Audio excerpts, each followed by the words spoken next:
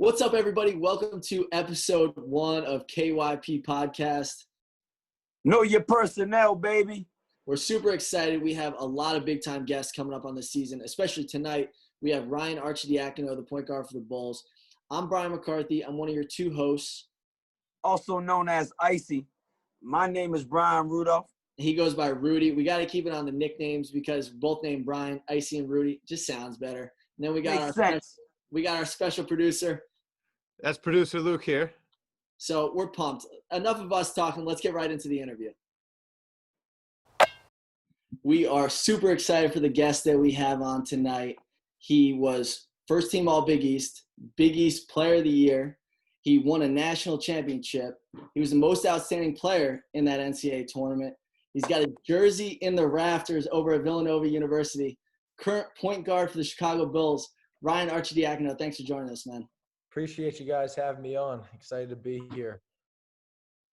Hey, Icey, you gotta give his hair that same introduction. If possible. That's the glow. We're gonna have to talk about that later in the interview. I'm gonna need some tips. I got shout out to Benny at Sal's Barbershop in Irvington. He went a little tight on the side, but for the interview, I got tight. You got nervous. It's fine. It's cool. So we were talking, Ryan. We want to set the scene. Actually, I'll let my partner Rudy set the scene, of what's going down. If you guys just made the playoffs, Rudy, give him the scene. Right. So it's two. You guys got the 4th pick. Is that correct? Yeah, we just got the 4th pick. Beautiful. So imagine you got someone that's really gonna help you guys be a contender next year, right? You're a game out from making the playoffs, 2021 season. You're playing the Pistons, right? Coach, whoever your coach is going to be next year, he draws up a play for Zach LaVine. You're in the game. You're making the pass to Zach.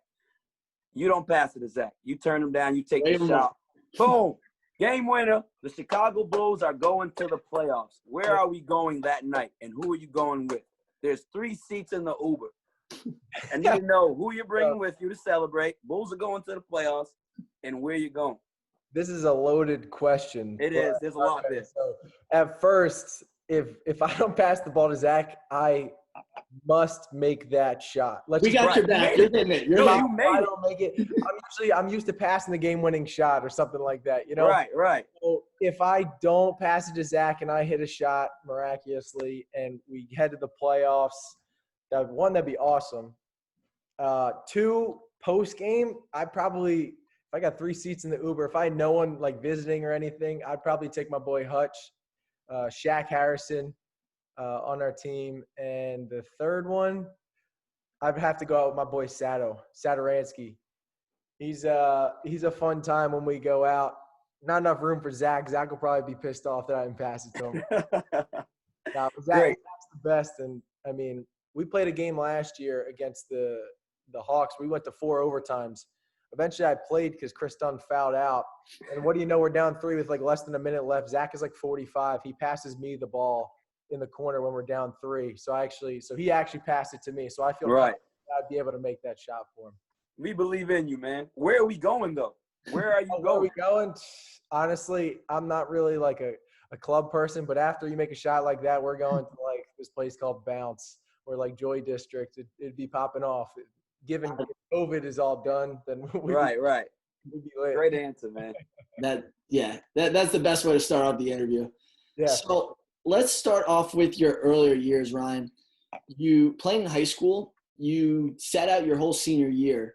So when were you starting to get the offers? Like, when were you really putting on for the Division I scouts? And were they coming to look for you specifically, or was it an AU tournament that you really stood out at? Yeah. So there's a couple of things that really stand out. So my freshman year at my high school in Chamonix, we played a team in the first round of the district playoffs, and my dad had like heard that a guy in the snack line was like a St. Joe's coach, and they were here to see that freshman from Langhorne and from the Chamonix. So that was the first time that a college coach was like around to see me, just to see me. And then my first offer came my first day of sophomore year. I had a solid summer, but I had a huge summer I think the following year where I went to this tournament called Bob Gibbons. It might have been my freshman summer. I had like got a stitch over my eye where I balled out, had like 40 points against them. I heard about that. like the first play of the game, 8 stitches. Yeah, like so the night before, it was actually, we lost to TJ Warren's team in North Carolina. Bucket. We were going to be, yeah. We see what he's doing now. Yeah. He's basically in the bubble playing against us white boys from like the suburbs. Right. But we were actually up like 4 or 6 points, but I got my legs taken out from under me, gashed my eye open, 8 stitches. The next morning we're playing, while you could still play at college campuses, played at the Dean Dome in North Carolina. And I had like 40 points coming off the bench because I didn't know if I was even going to play. Did well, got some offers to go to like the NBA Players Association Top 100 camp, the Chris Paul camp, and other things like of that nature. That's kind of started. And then that following summer is when I started getting offers from West Virginia, Villanova, Notre Dame, Florida, all the big time schools. Where'd you take your official visits? Because in college basketball, there's nothing more fun than official. You didn't take any? I didn't take, because I committed before my junior season of high school, because I was like, this process. I visited Florida twice, so I was down to Villanova and Florida. And like, makes sense. Makes a lot of sense. I mean, Florida, Billy Donovan's the head coach. They come off of 2 national titles, another Final Four. And when I go and visit, I see like Chandler Parsons is still on the team, and he's just riding like a moped with like a chick on the back. I'm like, oh, this must be a nice spot. But, my parents went to Villanova. My siblings all went to Penn State or are at Penn State now. Just felt like the right place for me. I told Billy Donovan, actually, I was going to commit. So I'm there on an unofficial visit. This is what I say my official visit is. Unofficial visit, I'm like, yeah, I really want to come here. Because Villanova, like, didn't really recruit me, even though I was local.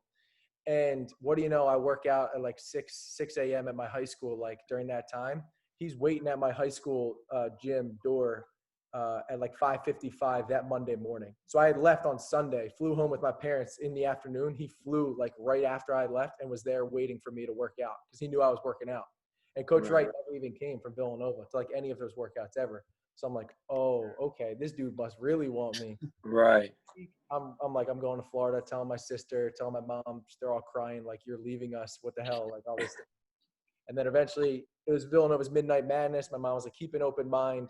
Saw everyone there. They threw the kitchen sink at me. And I was just like, you know what? It's 40 minutes away from my house. It's a big time school as well. And I just committed after that. So no official visit, but I had my fun down in Florida, seeing girls go to games, football, like a cut shirt and stuff. And it's like, they're all drinking, having fun. I'm like, oh, legend has it, Joakim Noah didn't wear his shirt for 2 weeks after they won their second national championship. I wouldn't have either. I've heard some stuff about him where he's big time. He's a big time. He's big time there. And I kind of get the same vibes from you with Villanova, but we'll talk about that later on.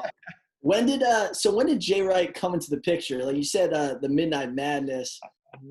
What year was he really approaching you? So it's funny because Villanova was the last school to offer me. And Coach Wright is like he's from the town right next to me.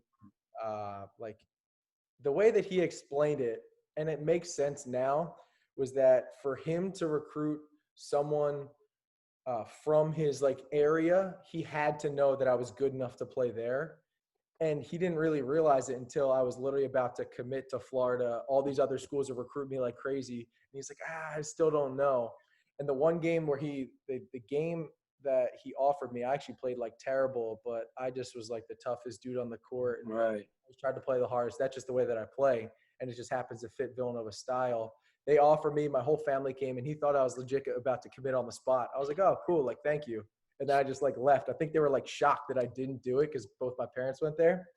So it probably was around that point where he was like, okay, maybe I'm not like in as I thought I was. Now, were you bluffing when you did that, or did you really want to commit on the spot? To Florida? To Villanova? No, I didn't. When he offered me, like, I was like, okay, cool. Like, I wasn't like, I'm coming. He thought that I was going to be like, yes. And my parents, they all expected it. I was like, okay, like, thanks. Like, I'll take it into consideration. All these other dudes been showing me love for years, and I'm a local product from like the same area as you. Like, had he offered me freshman year, I've been like, yeah, I'll go. Like, I'm down. Right. So at that point, I'm like, this dude's only coming on to me because like I'm playing well in all these other schools, so he's trying to save his ass. But eventually, he explained that to me later on, and I was like, all right, I understand, and it all worked out. You're a better man than me, man. you step into Midnight Madness, like who's performing? What do they have you doing? Are they introducing you to girls like backstage? Like they're just rolling out the red carpet for you, or? Yeah, I mean, I'm a huge like family person. I have my whole family there, but they definitely like. I've been to so many of those Midnight Masses. I don't know if it was Drake, if it was. We had Nicki Minaj in school. We had Rick Ross. We had who we have like Wale, I think, one year, and we just had a ton of people. I don't know. I can't even remember who it was. Who was your favorite though? You had to have at least one Drake, favorite. The Drake was dope. Yeah, because like he was Drake, but he wasn't like Drake now. Drake, right. I seen him a few times in the Lil Wayne's tour during that time when he was Drake. He was opening up, but he wasn't Drake now. People were like, oh, like he's definitely good. It was like best right. he was singing right. like older songs now, but he wasn't the Drake that we see now. That's like, oh, he would wear a Villanova jersey. I get he's a Kentucky fan now, but there's pictures of him wearing the Villanova Wildcat jersey. Is he a Kentucky fan though? He's a fan of a lot of teams. He is, but Alfaro uses that to his advantage, having the biggest like right. artist warming up in the lines with you, even though he airball shots. Like I'd be like, okay, yeah, like I'm coming here too. Hey, I seen a Drake video today. He's having 3-on-3s in his house. He has a full court, and he's posting this dude up. And he hits him with the Kobe fadeaway. And while he's posting up, the dude that's taking him is screaming, help, I need help. Send the double for Drake. And he made the shot. So he came up after the Kentucky 2 lines. No more airball. Yeah, for sure. I mean, I have an honest question, Ryan. Were you just like not hateable enough for Duke? You know, like on paper, like Coach Cat, you're his dream. Like I feel like you weren't hated for some reason. Like, you know, it's like I don't know what it was. You know what? Down there, I don't think they really come up to the Northeast, in my opinion. Even though, like, a kid in my class, Emil Jefferson, who won a title for them, went there. But like, I think that who was their point guard? Even my class, like they had Quinn Cook already. Quinn Cook, right? Cook, he's the year above me. So like they were kind of slotted, but I never talked to them. North Carolina hit me up once or twice. Kansas once or twice. But those other schools, like, no, not really. But I can't say why they would hate me. I don't know why. I mean, I feel like I'm a good basketball player who takes charges. There's a lot of those out there. Right. You fit the mold for Duke, for sure. I think we all know what we're talking about. But yeah, I don't ever since watching so Redick was like my favorite player. I didn't love Duke, but I love Redick. He actually gave me a jersey this year, which is that's fine. Super dope. But I didn't love Duke, and I was so in on Butler. I wanted Butler to win that game so bad. Gordon Hayward, and I was telling my dad, I'm like, if they win this game, I want to go to Butler. Like, are you kidding me?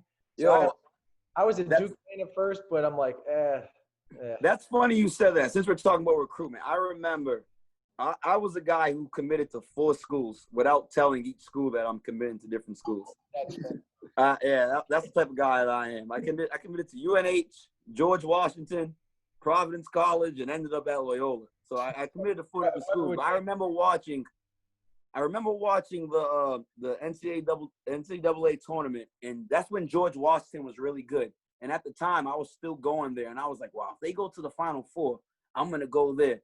George Mason was recruiting me at the time. They make it to the Final Four. I haven't talked to them in about a month. And now I'm like, I want to go to George Mason. You got it right there. Right. So you step on a campus freshman year. How did you deal with like the life change? Were you showing a lot of love your freshman year, or did that come later on? And you know, you guys obviously you won 20 games, but it seemed like kind of a tougher year. Yeah, I mean, for the team. The year before they went like 13-19, and they had made the tournament since the Final Four. So for me, I was just coming in and trying to earn respect and like get back to playing. I hadn't played in a year and a half because of my back injury. So I was just trying to get back in shape, and I was kind of the college life was like different my first couple of years. I mean, I still dated like my high school girlfriend, and like I was just so about basketball in school. That's like what I did. I had fun. You had a buzz cut as well. Yeah. So once I grew up a little bit, I knew I had some flow going. But no, I mean, it wasn't like people were showing love. People had heard of me. They heard that my name was Archie and my last name was Diacono. So like they didn't even know that much. But you know, it wasn't like like Villanova is such a small community and small school that it's not Right. we're kissing your ass and like kissing your feet about all that stuff. Maybe if I went to like a big school, but it was the right place. And yeah, I mean, my freshman year was just like, it was rocky, just given the fact our team, we weren't that good coming off that year as well. I have an honest question about how Jay Wright runs practice. How long per practice do you guys work on pivoting? Because there is no team that pivots more between you, No. Jalen Brunson, Josh Hart, Mikhail, everyone. And before you even get into this, Ryan, so Cole Swider, I've been working Cole out all summer. I have a little local gym in my area, and we work on different little hop steps, maybe some euros every now and then. But it came to the point, and he looked so uncomfortable. I was like, I can't do any of this with him. We got to just stick to straight jump stops and pivots, because it's literally like so. It's so right. It's so like into their heads. Yeah, I mean, to go to Villanova, you got to be a special player in the sense that you got to be willing to be coached, and you're not going to play right away unless you are like that. You know, like Right. big time players come in and has a red shirt, like Mikhail redshirted, Dante redshirted, Eric Pascal went to Fordham, then transferred to us. Right. Get back to your question, a lot. We pivoted a lot. My freshman year, no joke, we would practice 3.5 hours every single day. And that, I'm being 100% serious. So I got to think that at least 45 minutes of that was like a ton of pivoting.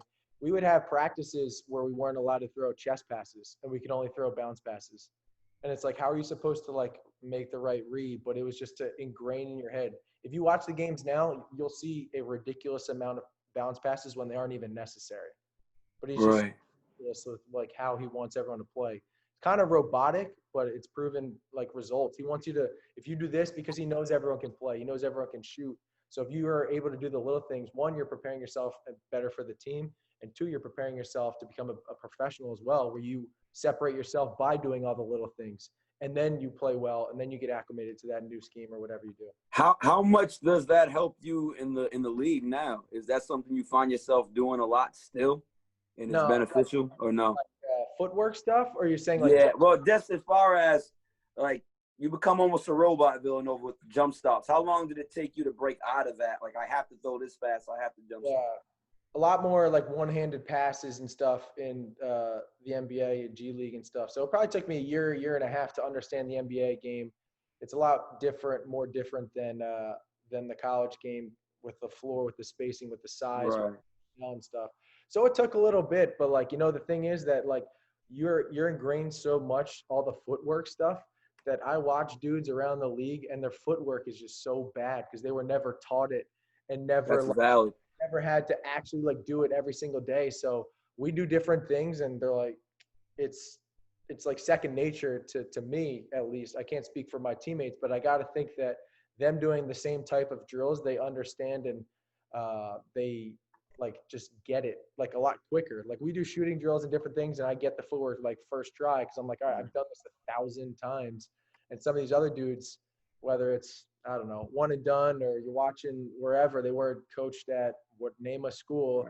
They didn't really teach that little things, which make up and cut some time out of teaching at the next level. Really?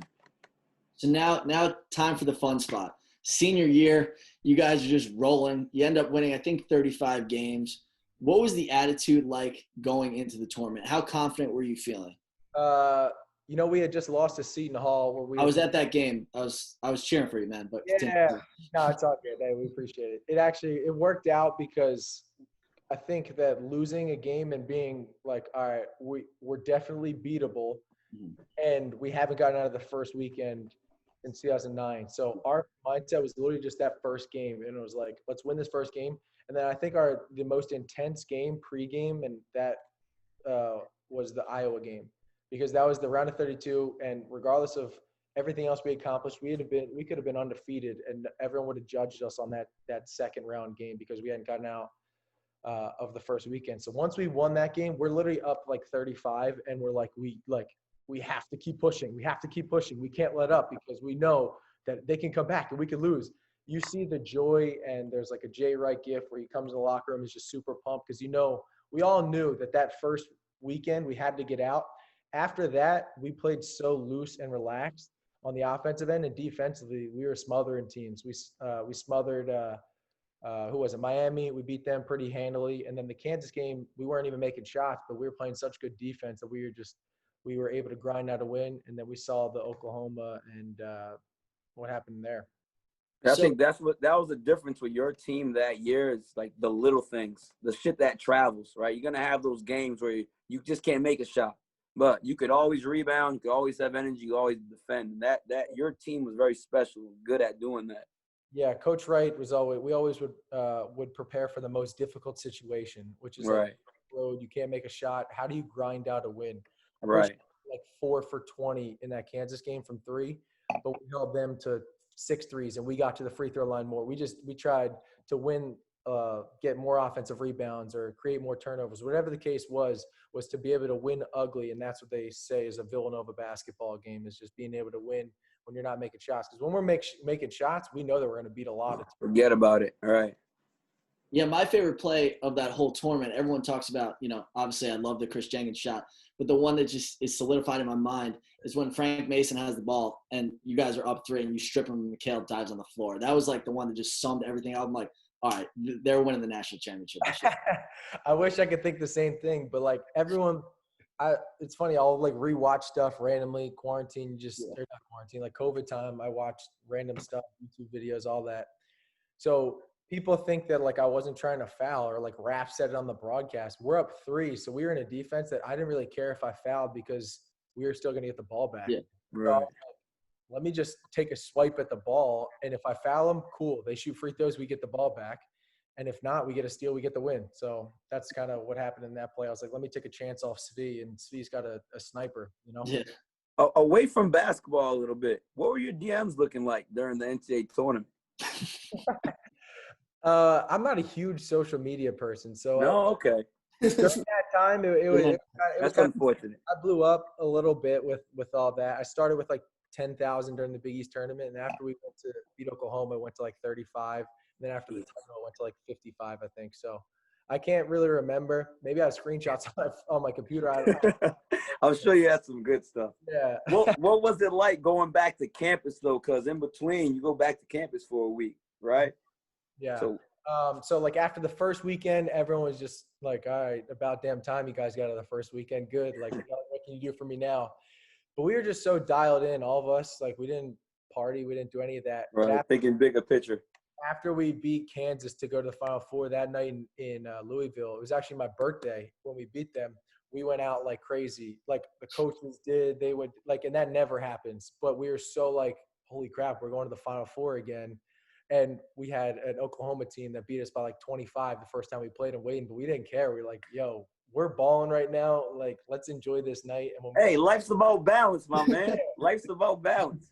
We definitely had fun. We didn't party back at school that week, just preparing for the Final Four. And then we left on a Tuesday and played Saturday. So you have a lot of time to get acclimated, figure out your schoolwork stuff. Because that's the crazy thing is like no joke, we had off after the day after the title game was a Tuesday, so we had off that day. The next morning, Wednesday, like we all legitimately like had to go to class, and they like class checked the shit out of us. Like no joke, it was like, yo, we're there, even though we're seniors or us. Like I was taking one class at the time. I was like, right. We still had to go. So I think it separates Villanova, and I think you see a couple other schools doing the same thing. Let's get into your mind right now when Marcus Page hits that shot. What are you thinking right there? The shot was bullshit. That shot actually pissed me off.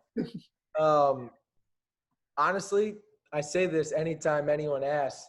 My first reaction was like, okay, like I'm going to hit the best shot in college basketball history. That's literally all that. I was like, all right, I'm a senior. Like my story's being written right now. Like this is right. This is my moment. That's what I like thought. We all knew what we were running. We all knew the ball was going to be in my hands. So I'm like, screw it, dude. This is like, I'm going to hit this shit. And like, they're going to go crazy. And we're not going to be going. Hey, Icey. I think I have a man crush now too, man. But like, that's you got to play with that type of confidence, especially that situation. I'm a senior. I knew the ball was going to be in my hands for me to make the right decision though. So I knew that I wanted to shoot it and make this shot, but my team, my coaches, players, everyone had that confidence in me to make the right decision. And we all know that I think it was the right decision, like had I Isaiah Hicks or whomever it was probably would have got a piece, or I would have had to Marcus Page it a little bit, but made the right decision passing to Chris in front of like 77,000 fans. I still heard him say my name like Arch, Arch, Arch. So just kind of crazy. And you showed the confidence. A lot of people don't realize you crossed over in front against Joel Berry right there. You didn't go behind the back and play it safe. You trusted the handles and crossed them up over to the right side to get over. So that was risky, but I like it. I didn't think twice. I mean, I've been through – I knew if he got too close to me, he was going to, like, that would be a foul, so I'd be shooting free throws. I actually didn't even think about what I did, crossover, whatever. You've done so many ball handling drills to prepare you for the most difficult situation or something like that, that it's second nature once you're a senior in college, you're the captain, like all that stuff that everyone knew. So it's like, all right, let me just do this and pass to Chris and move on with my day. That kind of speaks to the culture at Villanova too, because I mean, you made that pass just as second nature. That's trust, right? You knew, like, all right, this is the right play to make. That's what Villanova's all about, right? I think you've seen that with other teams, and like the 18 team, they were so damn good with all their players in the NBA now as well. But they would share the ball like crazy. Whoever you would feed the hot hand. And for me, it was about making the right decision and like living with the results. But anytime Chris shoots the ball or shot the ball back in college, I always thought it was going in. So because it was a national championship game. Right. So the buzzer goes off. What goes on after that? After the press is over, is there like a team party with like your parents and your family, or is it just mayhem, or what's going on? Do you become Joakim Noah? No, like the game starts at Central Time Zone, so it was probably like 8:15. It was a crazy game. So I don't even know when the game ended, like local time. But cutting down the nets and the one shining moment and that, you're not back in the locker room for another hour. And then after that, you have to go do media, and then media comes in here. So we didn't get back to the hotel, no joke, till like 2 o'clock, 2:30. Didn't even see our families until 3:30, 4 a.m. And at that point, no one's even drinking. Like, there's no – Right. Party's over. So we went back at like 2:30. There's a ballroom in what was it called? The Royal Sonesta in Houston. They filled like 2,000 people into it, and everyone's giving speeches. I gave one. Phil, Chris, Coach Wright, all these people. What time was it? It's probably like 2:30 because we didn't see our family till like 3:30, and it was people were dragging, but it was crazy. It was honestly just crazy. And at that point, you're like, all right, like it's so dope. And I was just hanging with my family in the room, but we also just need to go to sleep because they're like, yeah, our flight's at like 9 a.m. tomorrow. It's like, yo, what the hell is even going on? Right. Got back is where everything went like crazy. It was like nuts the next like couple weeks and the whole summer and all that. Where was the spot when you got back to Villanova? Did you go to Maloney's, or where was like that? Yeah, we went to Maloney's because we could literally do whatever there. And we all were 21, we all were 21 that were in there. Of course. But we went to we went to Wawa at like 8 o'clock, get some like chasers and some like food. No joke. Like I was with like Pat and Henry, a couple walk-ons on my team, like best friends. They were in the car. They came in as well, but like we took like probably 25 workers are stopping, making sandwiches, and like people are recognizing us, like going crazy. That was like the first time where it was like, oh shit, like this is kind of going to be crazy this next couple months and whatever. First time me and Jalen, like 2 days later, the next day walking on campus, never had anyone like ask for a picture or anything. Probably take 40 to 50 pictures, just me and him walking up campus. And I have to imagine the same thing in 18 for them, but it was nuts. At Maloney's, we were at Maloney's like every single night for the next week and a half, no joke. And like for seniors, they're just partying their asses off. So I had to, after like a week and a half, 2 weeks, I went to like Baltimore to start training for like the draft. Right. You had to have a balance there. Yeah. So I got my partying in, that's for sure. But I had to leave to like go work out, my agent, all that stuff. And then I came back on a couple weekends and celebrated accordingly. So where did you train in Baltimore? I was with the guys from Team Takeover. His name is like Feathery Ray. I trained in like Bowie City Gym and Bowie State. I lived in College Park. Worked out at like a Gold's Gym or something. My agent got it situated. I forget what's it called, the shorter guy. But we were at Bowie City Gym. Had some big players there, and like James Robinson from Pitt was hooping there. Like all the Grant brothers, Jeremy, Jaron. Right. Oladipo was there a couple times, and then some other like Like Quinn Cook came a couple times, I think. DMV is loaded with talent. So Yeah, absolutely. it got me right, got me situated. So before we get into the NBA portion of things, we have a little lightning round that we'd like to do. So I'm just going to ask you quick questions and just first thing that comes to mind, first answer, whatever, first thing that comes to mind. All right. Your funniest college teammate. Damn, I think it's got to be Chris Jenkins. He's a clown. First player that made you starstruck in the NBA. Playing against or just seeing in person? Seeing in person and playing against. Seeing LeBron in person, I mean, it's just you don't realize how big of a specimen he actually is. He's literally ginormous and is so damn good. And I don't know. That was like, oh damn, that's LeBron. All right. I see you do a lot of cameo requests. What's the weirdest cameo request you've had? Jeez. I've had to decline some because people do ask for business, and I'm like, I don't want, like, I can get a lot more money than doing you like hey, come to local car dealership. Yeah. Weirdest one, I don't know. I've done some gender reveals. I've done like wedding stuff. I've done a little bit of everything. I think that like some bachelor parties, just like a roast of this person wanted me to roast them and just make up dumb shit. And I'm like, okay, like I don't know you, but let me just make up some stuff. So I've had my fair share of them. That's good. Favorite singer? Favorite who? Singer. Or rapper. I'll give you both. I honestly, I really messed with Juice WRLD a ton before he passed. I liked him, but I don't really know. Like I listen to whatever. I like today in the locker room and when I was working out, I was listening to A Tribe Called Quest and like The Far Side, and then I put on like Justin Bieber. I can literally do whatever. This dude is different, man. I can literally do whatever. I don't really care. Best Italian food in Philadelphia. Ooh. There's a couple places. I think. What's the place on Broad Street though? There's a ton of them. I'm drawing the blank. Oh, what is it? What is it called? I don't know. You can't go wrong. You can come back to that. Coolest celeb you've got to meet since you became, kind of famous. Justin Thomas, the golfer, was sitting courtside at our Lakers game. I saw that photo. I got a picture, so I like watching golf, and like that was like pretty damn cool. I mean, yeah, like Lakers, all the fans there. It was like you had the dude Chad Smith from the Chili Peppers, like who looks like Will Ferrell. I can't really think of anyone else. Probably Blake Griffin. Has a Kardashian been at your game yet? No, people don't come out to see the Bulls just yet. Wait till I mean, away games too. Have you seen one at any game? No, I know that wasn't like Ben Simmons dating the one, maybe in a Philly game, right. But I don't know if she ever like went to a game. No, she was a Jenner, I think. Yeah, that wasn't part of the lightning round. I just wanted to ask personally. No. If you didn't hoop, what would you do? Honestly, I have no idea.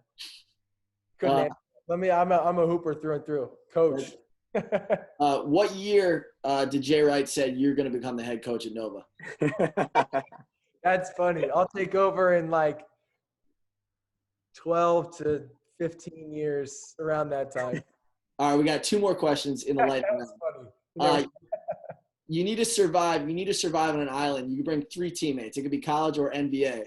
Who do you trust to get you off the island? Teammates? Oh, geez. I got to go through. I think I'm bringing Henry Lowe. I'm bringing Henry a walk-on from the NBA. Who's like a savvy, like I got to go with like some – I'd probably pick Sato too, just because he'd be like, let's go get like messed up. And like he'd be like Johnny Depp in Pirates of the Caribbean just getting fucked up. And then I need someone to keep it light. I would go with like Phil Booth. I feel like Phil's like just knows his stuff and he's like an articulate and like smart dude. Keep us level-headed, but also funny. And the last question: do you still have Jim Nance's tie that he gave you at the end of the game? No, I don't have that shit. Yeah, like what do you do with that? Like, Who does Jim Nance think he is? Who does Jim Nance think he is? I'm pretty sure we lost it like 3 days after. Yeah.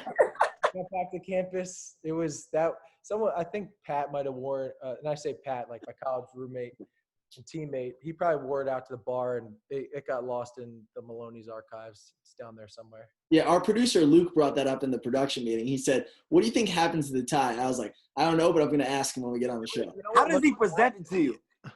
looking back on it, like how all he said in a sec, like, nah, he came up to me like low key, like not even in front of people, in front of cameras, but like people were like, oh, Jim Nance, like he's Jim Nance. We all know Jim Nance is doing something with Arch. Like, what's up? And he just was like, oh, I like wanted to give you this. Like, it was like I give it to like a senior every year, whoever like inspired me or some shit. And I was like, oh, cool. Like, thanks. Like, I watched Jim Nance, NFL, and like the golf. So I'm like, oh, cool. Like, dope. Yeah. Had to give it to like Josh. Josh would be like, who are you? Like, I have no Right. idea who you are. But That's how I feel. and then I wore it around my neck because I didn't know what to do with it. So then in every photo I have now of me, I have his like maroon tie just around. And I wore it the whole time, like media room, all this stuff. And I was like, I honestly just forgot to put it down. And I was like, oh, this is kind of cool. Like Jim Nance is Jim Nance, like I said. But I just didn't know what to do with it. And then eventually I put it in my bag and I'm like, all right. And then we just went out with it 2 days later. I don't know. It was just crazy. Is it safe to say that Jim Nance has a picture of you in his house? Next to his burnt toast that he likes. It's bizarre. I picture him golf right away. Nance, when I hear Nance, I think of golf right away. He's got the picture in his little par 3 in his backyard. I'm the flag. I would say that 3 days is actually longer than I'd expected after seeing those pictures with the tie around your neck after the game. So, I'm always in the background. I honestly, it could have been the next night. That's all I know. I honestly don't remember. As I should. That's great. And shout out Pat Farrell, Rockville Center right there. Yeah, for losing the tie. That was him. Yeah. There we go. Now, just to go into now your professional career. You were supposed to go to a Series A team in Italy, correct? Yeah, so after my G League season, I got on with the Bulls for summer league, but I signed a deal in Italy, and it had an NBA out though. So if I had gotten a contract from an NBA team or guaranteed money, I could stay. After that summer league, like they offered me a 2-way contract, so I was like, dope. And then that was like my in to get in with the Bulls. We were talking about, when the Spurs showed interest in you, immediately when I saw it, I was like, all right, Arch is going to be sick in the NBA. I just figure it's like the Patriots. I was not sick. I was not sick. If you go undrafted to the Spurs, Patriots, any of those teams, I'm like, all right, this guy's a lock. Figure it out. Yeah. I'm trying to make my Julian Edelman or like Danny Amendola out of like. You're like a Patriots wide receiver, man. Yeah, are you saying because I'm white? I am. No, actually though, like I wasn't ready to play the NBA game, and my body was different. Clearly, I was boozing a ton that whole summer. Like I was just fat. I could see. I look back on that. So after that whole season, I learned how to play the game, but I also took a great pride. I like cut out drinking that whole summer because I'm like, if I have one shot, like my last chance to get to the NBA, like this is gonna be it. So why don't I go all ass in? So that's what I did. So now that you are in the NBA, kind of how has your life changed? Are you getting recognized way more? Have you hired a chef? Like, do you have to do different obligations? Like, what's going on in the life of? Right now, no chef. We have like awesome food at the facility, so I'll eat and then maybe I'll take some food home and stuff. But I get recognized a lot more at home. Like I think that if I go to the beach in Jersey or wherever, even New York sometimes, but Philadelphia area and like my hometown, like I definitely get recognized a ton. Out here, you'd have to be a pretty dedicated Bulls fan because we haven't been good the last couple of years to be like, oh, that's Archie or whatever, So that's what I kind of like it in the sense of like I wish we were better, but at the same time, I'm a 6'2" white dude just walking around the city. It's not like anyone's going to recognize me and think that I play in the NBA, People don't even believe it half the time. They weren't letting Jeremy Lin in Madison Square Garden. Yeah, and he was like balling, Right. So I don't take any like offense to it. I'm pretty easygoing. If you recognize me, dope. I don't really tell people I play unless they ask what I do, and I don't talk about the Chris Jenkins shot, unless they ask. Like I don't talk about it. If they bring it up and they want to ask me questions, I'm like, I'll talk about it all day. But I'm not gonna be like, hey, that was me. That was me. I made the pass. Yeah, We were trying to figure out the timeline, Rudy and I, when we were going through when the cool hair came into your life? Was that when guaranteed money came in? Like when you get to the NBA, is there? It's like the money and good hair coincide. You know what it was? So after I went from the buzz cut to like my faux hawk kind of look. I went to and played in Italy that summer, and I got my hair cut like Italian style, and I was like, oh, okay, like this is kind of cool. Eventually, I hooked up with my girlfriend there, and I was like, all right, I actually got some swag, or somewhat. At least I thought. And then the NBA, I grew my hair out, and I'm like, I got a haircut, and I just was like, yo, I'm just gonna do like a little part. Let me just do a part, and then I stuck with that for a little bit, even during my two-way season. And then after that, I just got my hair because I'm like, oh, our first game on my non-guaranteed season was like TNT and all that. So I had to make sure like my hair was looking fine, especially if I go home in Philadelphia area, my mom will like get on me if I don't have a nice haircut. So then that's kind of where it started right there. That non-guaranteed NBA season, I was like, I need to, and then it became like a thing. People would ask me and be like, he's got great hair and this and that. And now look at my hair. I haven't cut it in 6 months. But the flow is impressive, man. I know. And you know, I'm a wave guy, you know, so it's a little different. Is there a certain technique you have to hear? Because if for my waves, I like to stay at a 90-degree angle. I get 2 brushes. I go all the way around, hard brush to soft brush. Like, what's your process with your? Well, I just like looking's free, but touching's gonna cost you. So like, if you try to touch my hair, right? That's same. I feel the same. I found this product that actually went like well in my hair. And like the biggest thing was when I sweat, like I needed a product that is not water based, because if it's water based, then your hair just starts coming down and flopping in front of your eyes. So I found this that doesn't use water, and it's like whatever base, and I used it, and it actually like held my hair back. So then I stuck with that, and I was like, I wouldn't look at myself, but I made sure it was on point before, like pregame, locker room, everyone's tying the shoes and stuff. I'm like fixing my hair. Like no joke. Cause I'm like, if this falls in my eye, I won't be able to see. I can't shoot and I'll stink. Icey, are you writing this shit down? Yeah, no, I have my notes Write right that down because water based for you. There you go. I think it's recording. I don't know. If it's not, we got a problem on our hands. Yeah, I'm not sweating too much at my day job, so I don't really have to worry about that. I just got to get it in a good place in the morning, and then usually I'm good throughout the day. I've just been wearing hats. Like, you see how long my hair is right now? It's the longest I've ever had it, and I don't plan on cutting it until we actually have to play a game. So it's going to get pretty long unless I go. Throw the headband on, hold it in together too. I think the Bulls have a rule against like headbands, but I can't. I think Rondo wore one, honestly, but I think it's like a thing. But I'm not sure, honestly. I don't know. I'm not as a white guy, going to be real with you. You can't wear headband and arm sleeve. You'll lose respect. You got to be able to at least. It's one of the. That is a lot. No, that is a lot. If you wear both, and they're just like, this is a try hard. Like I can't. I need my arm sleeve, so it's got to be. Maybe you can get away with the Euro one, like the skinny one. Yeah. Yeah, the Mike Miller. I have those over. I have them somewhere. I got all the different types of headbands.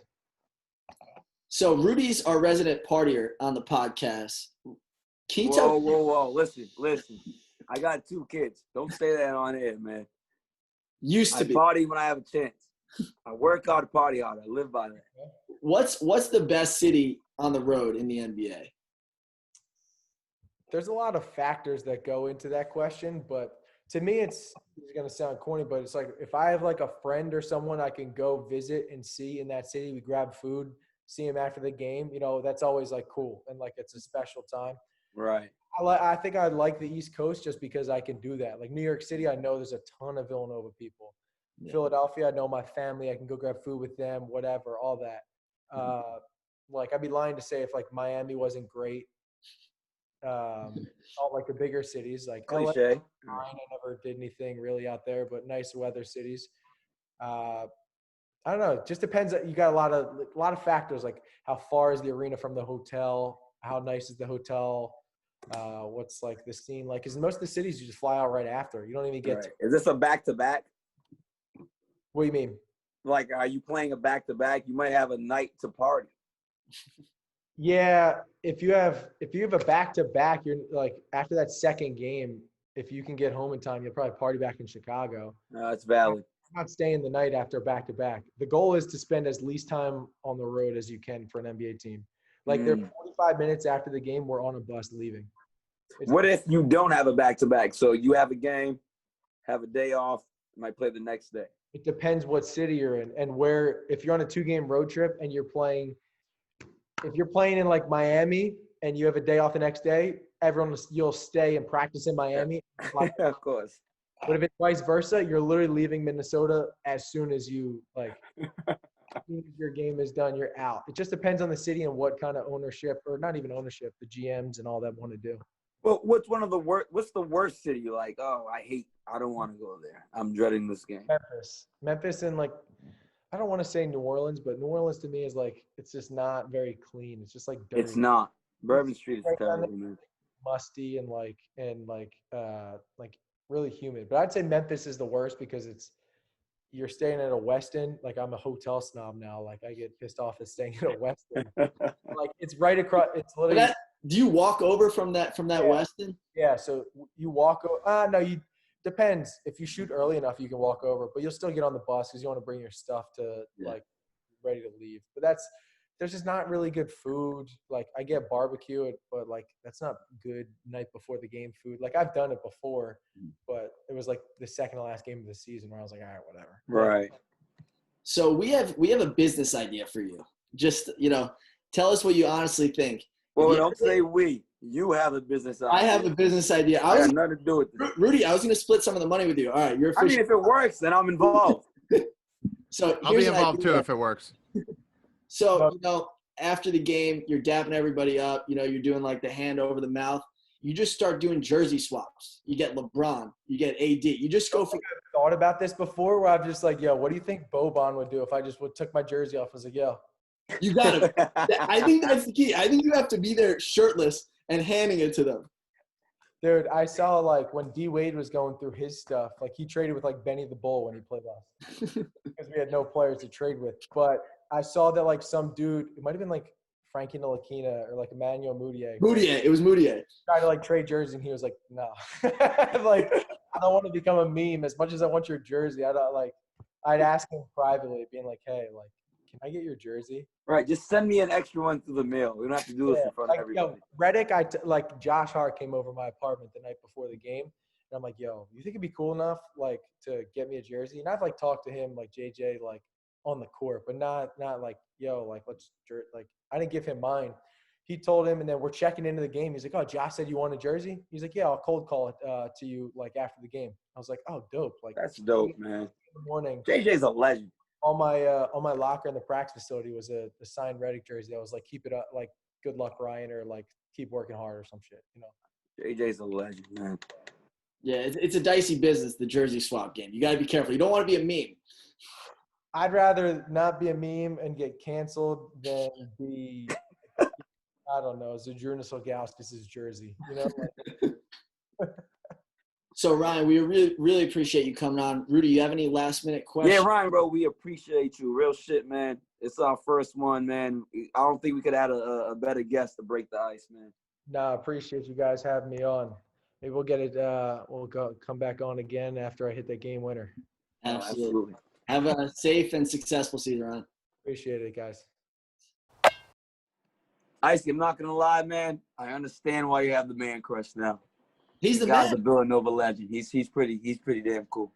We had to bring in the heavy hitters for episode 1. That went extremely well. Everyone make sure you like and subscribe on YouTube right now. If you're watching this, you see it. Also, you can watch us on Spotify or Apple Music. We got a big-time guest coming on next week. Speedy Claxton won a championship with the Spurs. He's got some great Allen Iverson stories you're not going to want to miss out. KYP. Know your personnel. See you next week.